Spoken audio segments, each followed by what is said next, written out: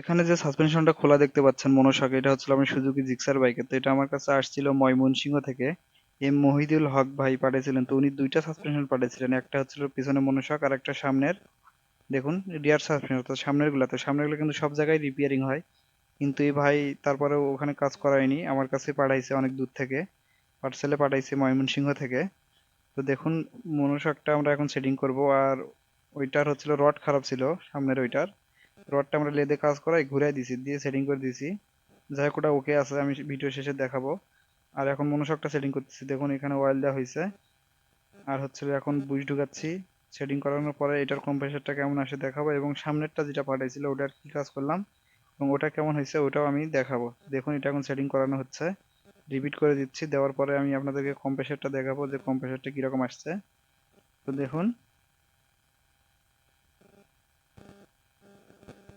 একদম ফুল রিপিট করে দিচ্ছি। আর এই সুজুকি জিক্সার বাইকের দুই ধরনের সাসপেনশন থাকে, একটা থাকে মানে আপনার একটু মোটা স্প্রিং, আর একটা থাকে একটু হালকা স্প্রিং।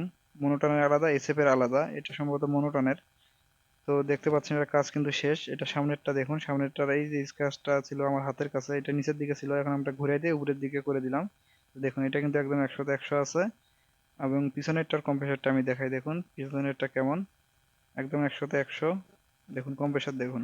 ভিডিওটা কেমন লাগলো অবশ্যই জানাবেন, আর পেজটা অবশ্যই ফলো করে দিবেন, আর আমার সাথে সবাই যুক্ত থাকবেন।